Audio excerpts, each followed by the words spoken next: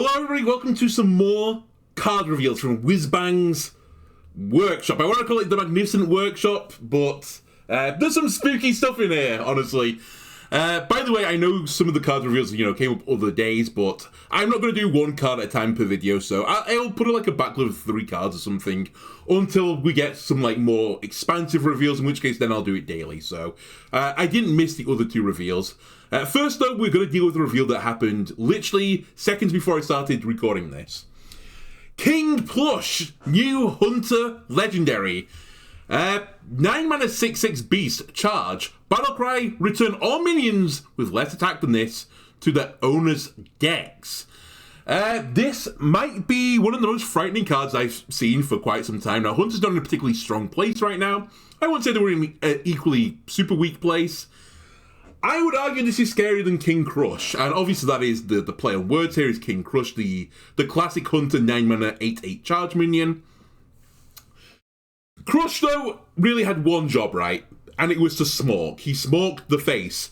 King Plush is a board clear that smorks the face. For a little bit less damage, but he smorked the face.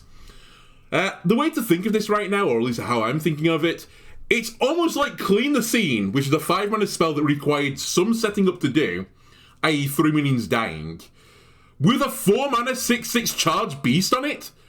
That's insane value. Insane value. Now, obviously, Clean the Scene killed the 6 attack minions. This has to be less attack, so it doesn't include 6. It's not equal to 6 as well. It has to be like 5 or below, if you know what I mean. However, unlike Clean the Scene, you can buff King Plush in your hand, in your deck. Messenger Buzzard, draw a beast, give minions to your hand +1/+1. That's going to be really good with King Plush, right? Turn it into a 7/7. Bestial Madness, give it 1 extra attack. Hey, that's good for charge. It's also good for its effect, right? That's pretty spooky. How about bouncing this bad boy back with Saloon Brewmaster? Obviously, this is an 11 mana combo. But if you played this, and there's ways to generate coins, right, for all the classes with the Saloon Lady, I forgot her name. But anyway, you can generate coins as Hunter. King Plush, board clears. You throw on a Saloon Brewmaster, obviously you charge it as well for 6 damage. Bounce it back to your hand is now an 8/8 that, it's just sat in your hand threatening your opponent.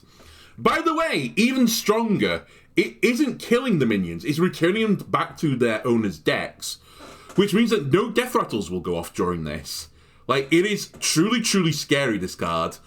Honestly, so scary, I would not be shocked. It's kind of hard to assess the power level, but I actually wouldn't be surprised if DC sees nerfs pretty soon. Just like me thinking about this card in my head and like all the other cards out there for Hunter right now, I really think this could just be it's just such a huge tempo loss, especially if you're playing a minion based deck and someone just drops King Plush into the board, puts like 4 or 5 of your minions back into your deck again. You have to redraw those cards. That's a huge tempo down, right? And what's worse is it's not even like the rogue card where it's like, if you've got a secret, you bounce a card back from your opponent's hand to their deck.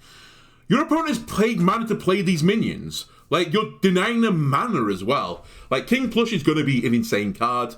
The only question mark is, can you build a support deck around it? Currently, I think this would just slot straight into a Highlander Hunter deck. Highlander Hunter's not doing too well right now. I think it needs more cards around it, but if Hunter's ever in a vaguely strong place, and if they give it more support for this hand-buffing beast style of things, this could be one of your tier 1 archetypes. Like, King Plush is such an insane card.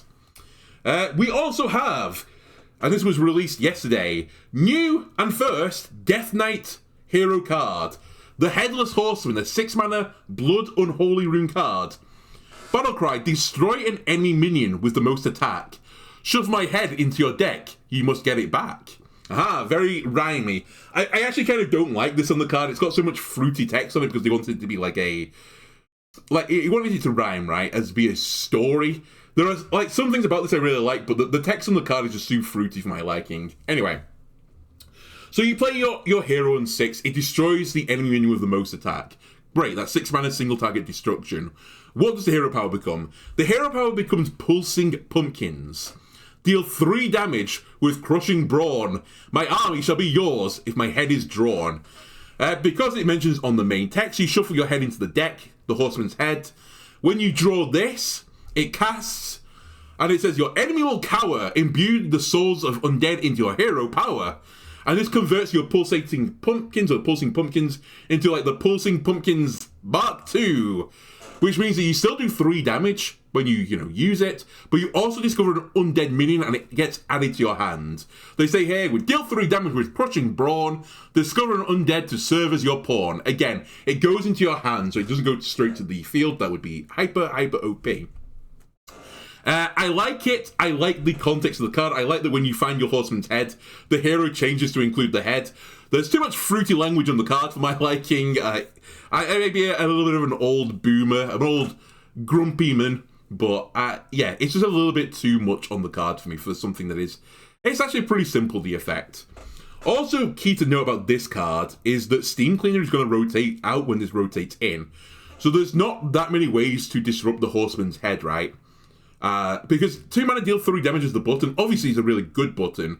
But 2 mana deal 3 damage, get a card, i.e. infinite value, is really strong. And we've seen this in the past. Galakron, the Unspeakable, the priest version of Galakron, destroyed a minion when you played it, funnily enough. You could invoke it to improve it, but hell, destroy minion, destroy enemy minion with the most attack. That's a pretty similar effect. And then the buttons, at least when you upgrade Pulsing Pumpkins, become very similar. Galakron used to just give you a random priest minion and put it into your hand for 2. Pulsing Pumpkins, for 1 mana less and a little bit of, work along the way, you get an undead minion, and you do 3 damage. That is a lot of value. The question is going to be, can you make this Blood Unholy deck work? I am postulating, and I don't think the video is out yet. I have a version where it's double blood, single unholy rune with a hand buff feature to it. And I think that is kind of like the idea of this deck. It's going to be some sort of undead hand buffing deck. Do they need infinite value? Sure, everyone likes infinite value, right? So, I think this is going to be a really strong card. Now, Galakron the Unspeakable was played in a Death Rattle Priest deck. It was just the infinite value card. You didn't even run the full invoke package with Galakron. You basically just ran Galakron to give you the button, because the button was so much value. Obviously, with the Headless Horseman, depending on where the head goes in the deck, depends on how quickly this super button comes up. Because honestly, the super button is where it's at, right? If the head goes to the bottom of the deck, you're kind of screwed. The other thing about this is that Dredge is about to rotate out as a mechanic, so it's harder to see what's on the bottom of your deck and pull cards back to the front. There are other ways, though, to pull out cards that have been added to your deck or cards that weren't in your deck, and I do fully expect to see this Headless Horseman. I think it's going to be double unholy single blood Death Knight. I think this is going to be a real deal, and it's one of those decks I think is going to be mid-rangey, but can extend out into the late game thanks to this hero card. So I'm really looking forward to this. Seems really up my street. I'm very excited to play this Death Knight deck. Finally, for this episode, Puzzle Master Khadgar. So this was the first reveal along the pathway, not including the ones that all came out on the first day.